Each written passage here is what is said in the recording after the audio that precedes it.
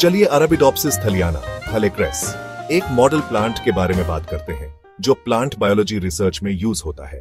Arabidopsis thaliana एक flowering plant है, खास तौर पर एक डाइकोट एंजियोस्पर्म। इसके सीड से सीड तक का जनरेशन टाइम लगभग 6 हफ्ते का होता है।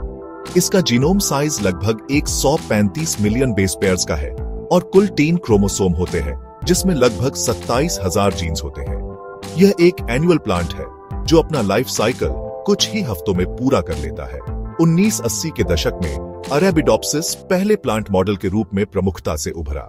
अरेबिडोप्सिस थैलियाना का जीनोम छोटा होता है और यह पहला प्लांट था जिसका जीनोम साल 2000 में पूरी तरह सीक्वेंस किया गया था। इसका छोटा साइज इसे कंट्रोल्ड लैब कंडीशंस में ग्रो करना आसान बनाता है।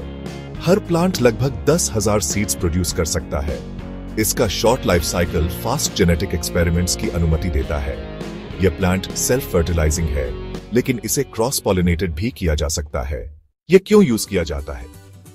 अरेबिडोप्सिस थलियाना प्लांट बायोलॉजी के लिए रेफरेंस मॉडल के रूप में काम करता है। ये प्लांट्स में जेनेटिक और मोलेक्युलर स्टडीज के लिए आइडियल है। रिसर्च के लिए कई टूल्स अवेलेबल हैं, including TDNA insertion lines, 4SPR और RNAi। रिसर्चर्स इसे फोटोसिंथेसिस, हार्मोन सिग्नलिंग, फ्लावरिंग और स्ट्रेस रिस्पॉन्सेस पर फंक्शनल स्टडीज के लिए यूज करते हैं। मुख्य खोजें: फोटोपीरियडिज्म और flowering control, plant hormone pathways, auxin, gibberellins, ethylene, jasmonic acid, gene silencing और RNA इंटरफेरेंस, प्लांट इम्यूनिटी और पैथोजन रिस्पॉन्स, प्लांट्स में एपिजेनेटिक्स और क्रोमाटिन रिमॉडलिंग में अंतर्दृष्टि।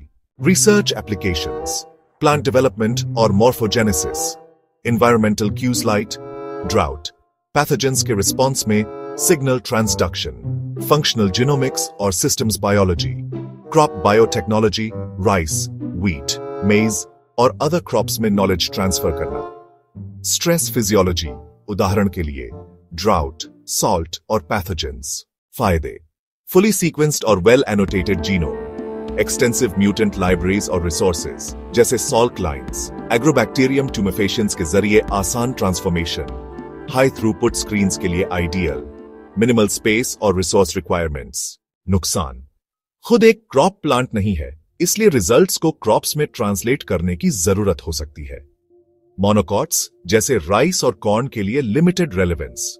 कुछ फिजियोलॉजिकल और इकोलॉजिकल लिमिटेशंस, लैब ग्रोन होने और फील्ड हार्डेंड न होने के कारण। शॉर्ट स्टैचर और फास्ट ग्रोथ कुछ लॉन्ग टर्म इकोलॉजिकल स्टडीज को सीमित करते हैं। Nature is ultimate.